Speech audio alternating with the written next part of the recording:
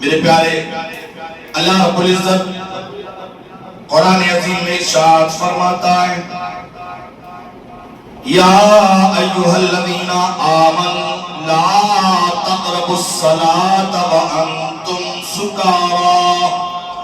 اللہ اکبر۔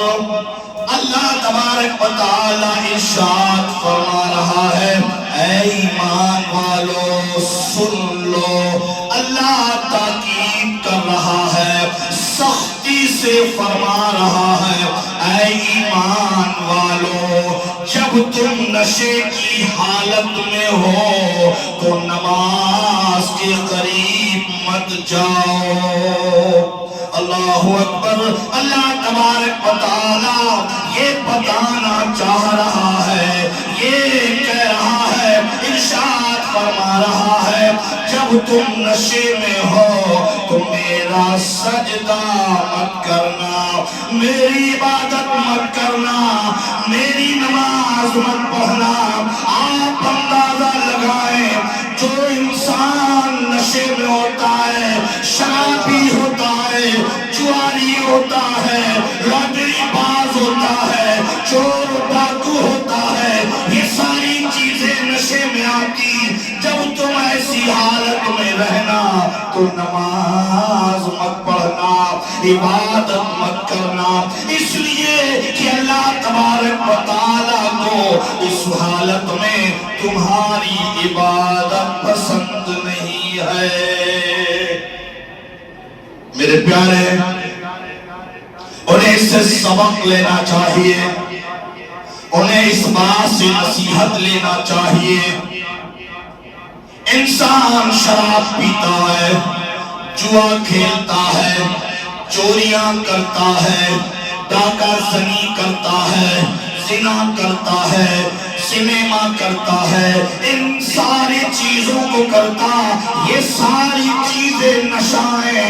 ایسی حالت میں خدا کی قسم رب نے کہہ دیا نماز مت پڑھنا، اور کہیں ایسی حالت میں موت آ جائے، اگر ایسی حالت میں موت آ جائے، جب رب کہہ رہا ہے ایسی حالت میں ہو تو مسجد مت جانا، نماز مت پڑھنا، سجدہ مت کرنا، اللہ تمہیں نماز پڑھنے نہیں دے رہا ہے، اگر ایسی حالت میں مر گئے تو جنت میں کیسے جانے دے گا؟ جنت میں کیسے جانے دے گا؟ جنت میں کیسے پہنچو گے؟ یاد رکھو میرے آقا کریم علیہ الصلاۃ والتسلیم ہم جیسے گنہگاروں کے لیے، ہم جیسے شراب خوروں کے لیے، ہم جیسے گناہگاروں کے لیے رب کی بارگاہ میں ہمیشہ دعا گو رہتے تھے مولا امت گنہگار ہے بخش دے۔ اگر کوئی محبت کرتا ہے کسی سے، اگر کوئی سچی محبت کرتا ہے، اس دنیا میں کوئی نہیں کر سکتا۔ اگر اس دنیا میں کوئی کسی سے سچی محبت کرتا ہے تو واحد صرف میرے مصطفیٰ کی ذات ہے، صرف میرے نبی کی ذات ہے۔ واقعی میرے نبی اپنی امت سے سچی محبت کرتے ہیں، سچا پیار کرتے ہیں، اسی لیے رب کی بارگاہ میں جب معراج میں گئے تب بھی امت کی بخشش مانگی، جب پیدا ہوئے تب بھی امت کی بخشش مانگی، جب اس دنیا سے کوچ کر گئے تب بھی امت کی بخشش مانگی۔ اے اللہ میری امت کو بخش دے۔ اور امت کا کیا حال ہے؟ امت آج کیا کر رہی ہے؟ امت آج محبت کا کیا صلہ دے رہی ہے؟ کیسے نبی سے پیار کر رہی ہے؟ ہم مسلمان ہونے کا دم بھرتے ہیں، ہم مسلمان ہیں، لیکن اگر کردار اٹھا کر دیکھ لیا جائے تو کہیں سے مسلمان نہیں لگتا۔ جھوٹ ہمارے زبان پر ہے، غیبت ہماری زبان پر ہے، بدگمانی ہمارے خیالات میں ہے، ہم جھوٹی گواہیاں دیتے ہیں، ہم جھگڑے کروا دیتے ہیں، ہم دوسرے کو دھوکہ دے دیتے ہیں، یہ اتنے بڑے بڑے گناہ ہم کرتے ہیں، میرے دوستو کہاں سے ہم مسلمان لگیں گے؟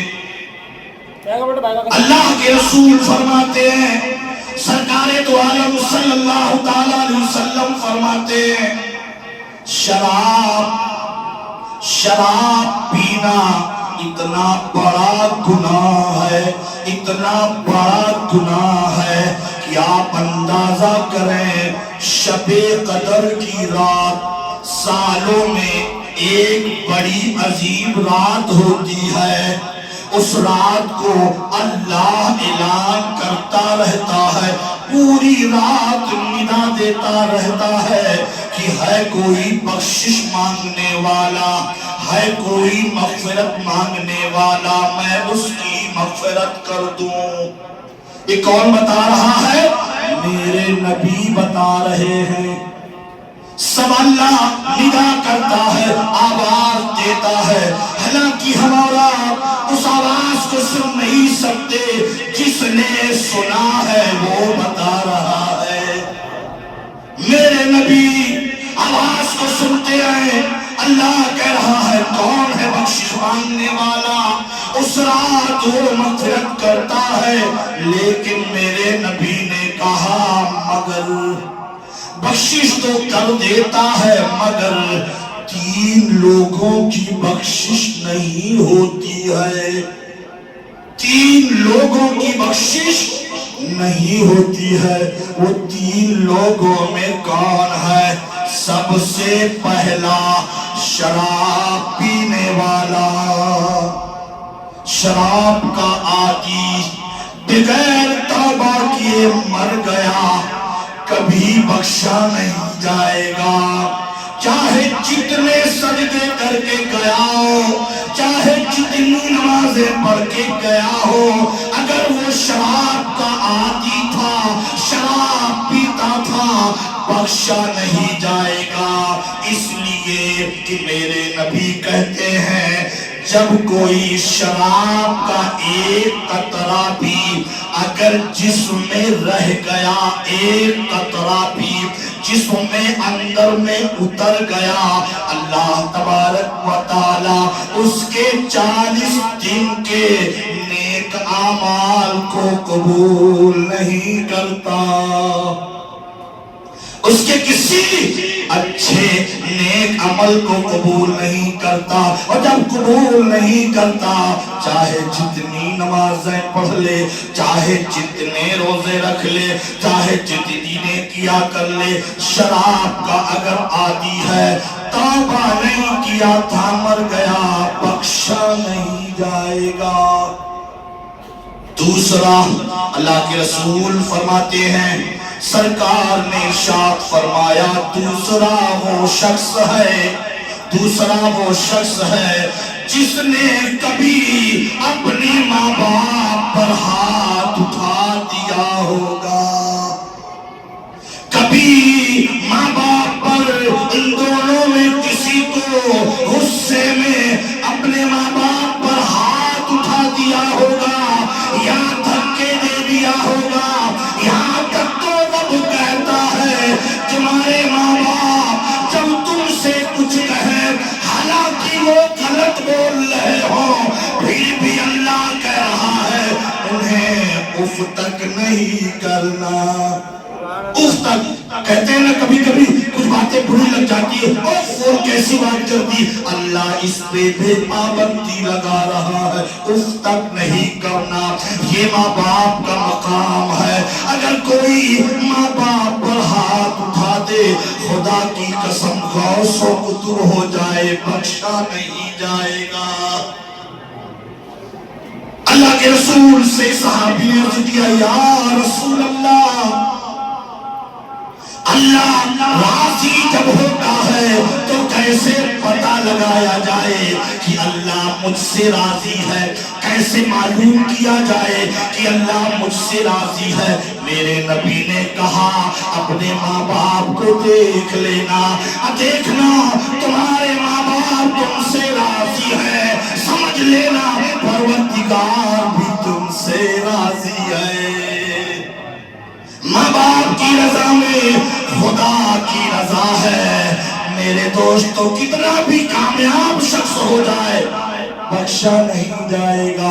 आखिरी बात मेरे नबी ने कहा, इरशाद फरमाया, वो शख्स बख्शा नहीं जाएगा उस अजीम रात में भी इबादत करने से, दुआएं मांगने से बख्शा नहीं जाएगा। ये तीसरा कौन, जिसे दय्यूस कहते हैं। दय्यूस कौन है आप सोच रहे हैं, एकदम नया लग रहा है। दय्यूस कौन है?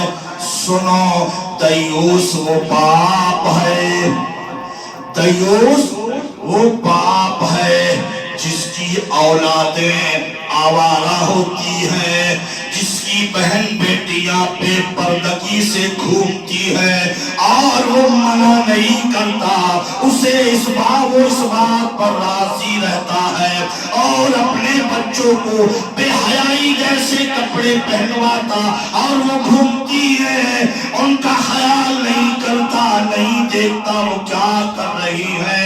अल्लाह कहता, मेरे नबी फरमाते हैं, ऐसा बाप बख्शा नहीं जाएगा, उसे दय्यूस कहते हैं। आका फरमाते हैं, वो भाई नहीं बख्शा जाएगा जिनकी बहनें आवारा हो जाए, बेहया हो जाए, बेपर्दा हो जाए, जो दिल में आए करें, उन्हें इस्लाम से कोई मतलब नहीं है, जो इस तरह का गुनाह करती है, अगर भाई मना नहीं करता है तो ऐसा भाई भी बख्शा नहीं जाएगा। ऐसे भाई को दय्यूस कहते हैं। मैंने देखा है ऐसे शौहर भी नहीं बख्शे जाएंगे। मैंने देखा है ऐसे भी लोग हैं अपनी बीवियों को खुद चाहते हैं, ऐसा कपड़ा पहनकर निकले कि 10 लोग देखें तुम्हारी बीवी कितनी खूबसूरत है, क्या लगती है, ऐसा उनके अंदर ख्याल होता है। अगर ऐसे शौहर अपनी बीवियों का इस तरह से ऐसा रखते हैं और उन्हें बेहयाई पर जोर देते राजी रहते हैं, ऐसा शौहर भी बख्शा नहीं जाएगा। आप अंदाजा लगाएं, खुदा की कसम, ये बेहयाई, ये बेपर्दगी एक बाप को, भाई को, शौहर को जहन्नम में लेकर जा रही है। चाहे वो कितने नमाजी हो, चाहे वो कितने परहेजगार हो, लेकिन अगर उनके अंदर ये खसलत है, उनके अंदर बेहयाइयां है, उनके घरों में बेपर्दगियां है, उन्हें बख्शा नहीं जाएगा। अरे जब माँ बाप, जब ये बाप ये भाई, ये शौहर नहीं बख्शे जाएंगे, जिसने आवारगी की है वो कैसे बख्शा जाएगा। अल्लाहु अकबर। मेरे दोस्तों, हमें चाहिए कि इन सारी चीजों से तौबा कर लें। आखिरी बात, तौबा की बात आ गई। लोग कहते हैं तौबा हम कर लेंगे, अभी तो 25 साल की उम्र है, 30-35 साल की उम्र है, अभी तो 50 साल की उम्र है, अभी तो 70-80 साल जीना है, कर लेंगे, जब बुढ़ापे में पहुंच जाएंगे कर लेंगे।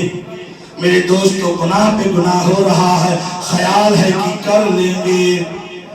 इसमें किसी को पता है अभी जुमा के बाद इसमें कौन कौन जिंदा रहेगा, कौन मर जाएगा, किसी को पता है।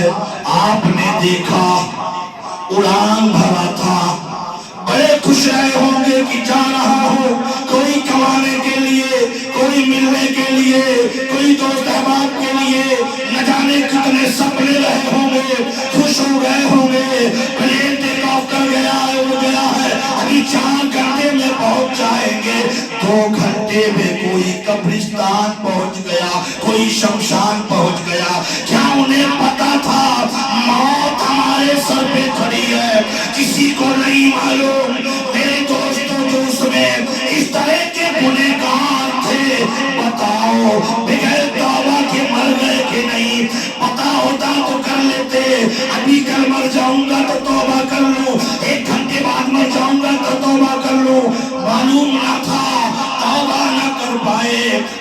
مر گئے، بتاؤ جو مر گئے ان کا کیا حال ہوگا؟ کسی کو کچھ نہیں پتا۔ اس لیے میرے دوستوں، اللہ نے ایک راستہ، ایک موقع مسلمانوں کو دے رکھا ہے۔ کہا توبہ کر لو، بخشش ہو جائے گی۔ پوچھا گیا توبہ کب کریں؟ توبہ کب کریں؟ تو کہا گیا موت سے پہلے، موت سے پہلے۔ کسی کو کچھ نہیں پتا موت کب آ جائے۔ میرے دوستو، اللہ کی بارگاہ ہے، آج بھی ان گناہوں سے توبہ کر لو اور اللہ تبارک و تعالیٰ تمہارے توبہ کو قبول کر لے گا۔ آئندہ ہم سے ایسے گناہ نہ ہو۔ خدا کی قسم وہ ارحم الراحمین ہے، وہ ارحم الراحمین ہے، بخشش کرنے والا۔ وہ تو آواز دیتا رہتا ہے مجھ سے توبہ تو کرو۔ میری بارگاہ تو ایسی ہے جہاں پیسے نہیں لگتے، جہاں کچھ نہیں لگتا۔ میری بارگاہ میں ذرا آؤ اور اپنے آنکھوں سے ایک آنسو گرا کے دیکھو۔